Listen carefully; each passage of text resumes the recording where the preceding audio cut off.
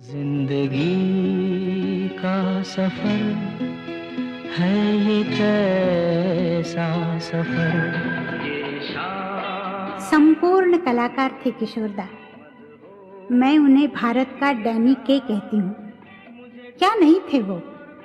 Producer, director, writer, composer, actor और singer. हर रंग के गाने को वो बड़ी आसानी से और बहुत खूबी से गाते थे। उनके आते ही स्टूडियो का सारा माहौल मुस्कुरा उठता था। गाना चाहे संजीदा हो या खुशी का, किशोरदा की शरारतें और लतीफ़े बराबर चलते रहते थे। किशोर सबसे छोटा था, हमारे फैमिली में सबसे छोटा भाई था और सबसे प्यारा था। उसका गला बड़ा ही खराब था, बड़ा ही कर्कश था। जब आया था, मैं कॉलेज से आया तो उसे देखा कि उसे बोलता नहीं बराबर है, खांसता रहता था हमेशा। तो मैं कहा, माँ ये इसको गले में क्या? बोले पता नहीं बेटा क्या हुआ, पता नहीं अच्छा होगा कि नहीं। बात बराबर नहीं कर सकता, खांसता रहता था। इत्तेफाक क्या हुआ कि उस वक्त एक एक्सीडेंट हुआ उसके पैर में, यानी उसकी छोटी उंगली थी ना, बीच की ठोकी उंगली कट के निकल गई। वो मेरे पिताजी ने संभाल के उसको स्पिरिट बोतल में रख दिया था कि भाई जोड़ सकते कि नहीं। अच्छा, वो 50 साल की बात आगे की बात है, 50 साल आगे की बात है। तो उस वक्त ऐसी दवाइयां होती नहीं थी जो दर्द कम कर सके। तो रोता रहे, करीब 20-22 घंटे रोता रहे, और फिर थोड़ी देर के लिए दवा ले तो चुप रहे, फिर रोता रहे। वो महीना भर रोता रहा। ये समझ लीजिए उसके लिए रियाज हो गया और गला साफ हो गया उसका। जब घाव साफ हुआ, गला भी साफ हो गया। उसके बाद उसने गाना शुरू किया। और मैं नाना चौक में रहती थी, तो ग्रैंड रोड से मैं ट्रेन पकड़ती थी और जाना पड़ता था मलाड तक। तो एक दिन मैं जहाँ बैठी थी वहाँ महालक्ष्मी स्टेशन पे किशोरदा उसी डब्बे में आए, और मैंने देखा कि ऐसे लग रहा था मुझे कि उनकी शक्ल किसी से मिलती है, पर मैं पूरा ये नहीं कर पाई। और वो आके बैठे, उनके हाथ में एक छड़ी थी और कुर्ता पजामा और एक ऊपर स्कार्फ। फिर मैं स्टूडियो में, मेरा टांगा गया तो इनका भी पीछे पीछे। तो मैं जल्दी जल्दी उतर के ना और खेमचंद प्रकाश जी के कमरे में गई।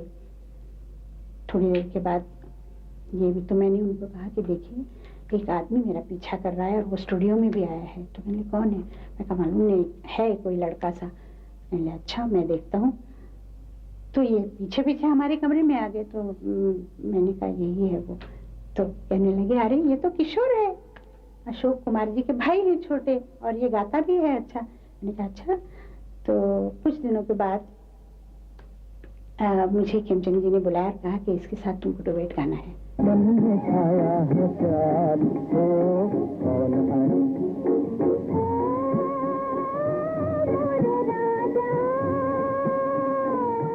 जब उसने एक्टिंग शुरू किया उस वक्त मैं हीरोज रोल से उतरने लगा था। तो उस वक्त किशोर एक्टिंग में अच्छा करने लगा था। अच्छा, लेकिन उसने कॉमेडी लाइन ली।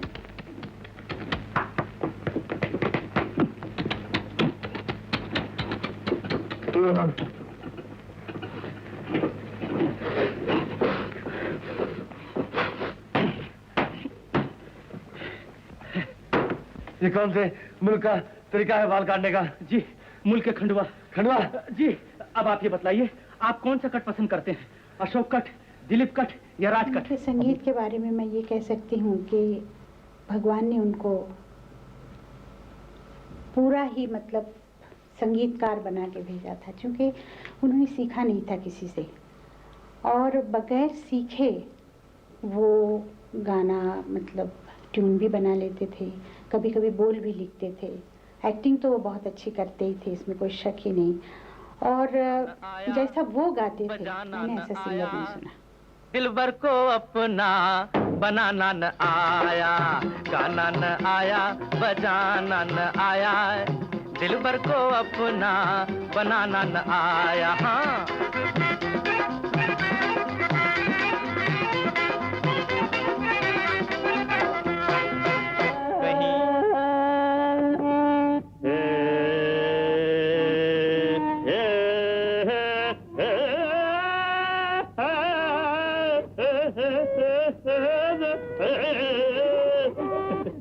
खामोश, बस बस बस कीजिए।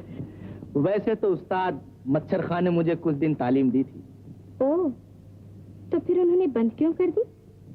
क्या बताऊं, फिर वो पागल। बुरा न मानिए, मैंने तो उस दिन आपको पागल समझा था। ठीक ही समझा आपने, एक पागल ही ऐसी हरकत कर सकता है। जी हाँ। अब लोगों ने इस तरह से उसको कॉमेडियन क्या बल्कि अजीब किस्म का पागल बना दिया। वो होते होते फिर लोग कहने लगे कि साहब ये तो पागल है, वो एक्टिंग भी इसी तरह की करता है, ये करता है। हालांकि वो ऐसा था नहीं, न करना चाहता था, उसे ये पसंद नहीं था। किशोर कुमार वही था जिसने दूर गगन की छाँव कहानी बनाई, म्यूजिक लिखा, गाने लिखे और एक्टिंग।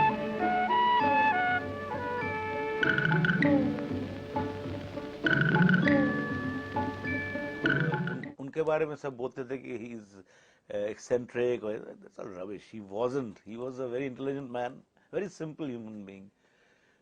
तो वो बोलते थे दुनिया कहती मुझको पागल, मैं कहता दुनिया को पागल। एक्चुअली दुनिया वो उनके साथ अगर कोई रहे तो वो उसको पागल बना दे। It was like that. And he was a very what can I say? A very special father to me. He used to watch all those Hollywood classics. You know, he was very fond of the old Hollywood classics of the 1930s, 40s, 50s. And when he went to America, he brought $8,000 worth. He brought us waqt. I'm talking 1982, 83. My younger brother Sumit was just born. You know, he was an infant. Shows bhi chal rahe and he used to go and he brought those films. We have tried to keep some of them. ज़्यादातर तो खराब हो गया because of fungus. He always used to say कि मैं वही था, लेकिन this is destiny. Destiny took me there. Again I came down. Again I went up. So ये जो decision about I'll sing for Rajesh Khanna, I'll sing for Amitabh Bachchan or for Devanand, no. This was जब हर इंसान का वक्त आता है, that was the same thing which happened with him. And that time he was, of course, he was a monopoly and बोलने की जरूरत नहीं थी कि he was a one man show.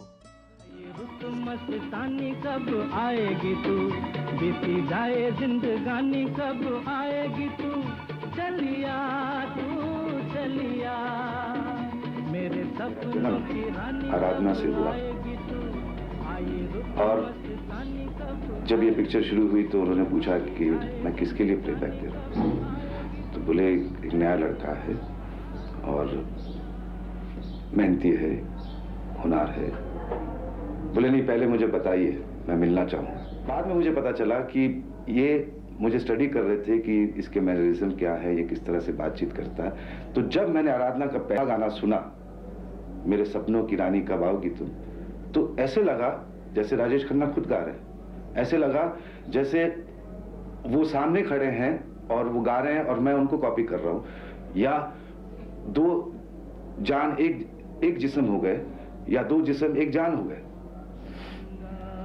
ऐसे तो बहुत सारे गाने हैं जो अगर गिनने बैठे तो रात हो जाए। सावन जो अगन लगाए उसे कौन बुझाए। किशोर दा ने प्लेबैक सिंगिंग मेरे ख्याल में बाद में सोचा, उनके अंदर जो एक डायरेक्टर का गुण था, एक कलाकार का जो गुण था, मेरी समझ में वो प्लेबैक सिंगर से कहीं ज़्यादा था और कहीं ज़्यादा जागृत था।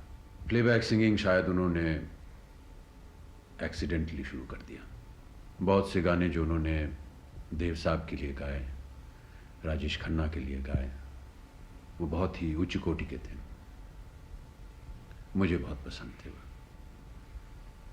लेकिन इन तमाम चीज़ों में एक बात जो,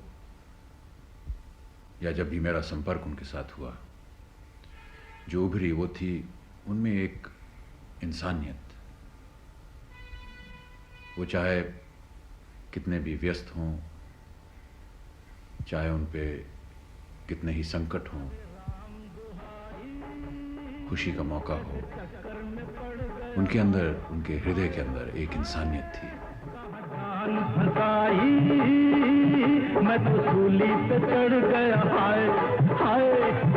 इसके बाद फिल्म लाइन में जो मेरे आइडल हैं, जिनको मैं बहुत मतलब ध्यान से सुनती थी और कोशिश करती थी कि हमें भी ऐसा ही कुछ करते रहना चाहिए, वो है किशोर दा।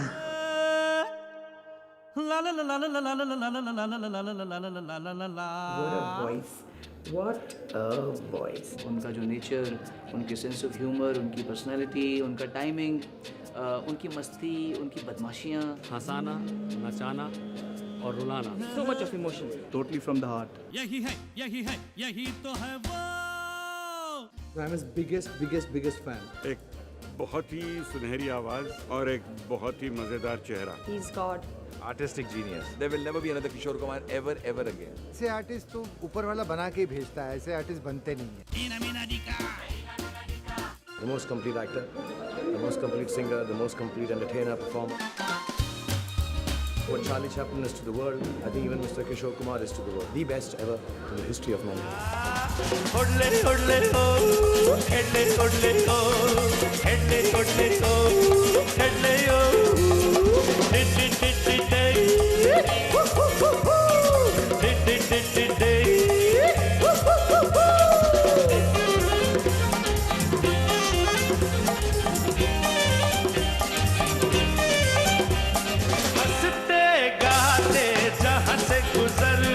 दुनिया की तू परवान कर, और हंसते गाते जहाँ से गुजर, दुनिया की तू परवान कर, मुस्कुराते हुए दिन बिताना, यहाँ कल क्या हो किसने जाना, वो जिंदगी एक सफर है सुहाना, यहाँ कल क्या हो किसने जाना।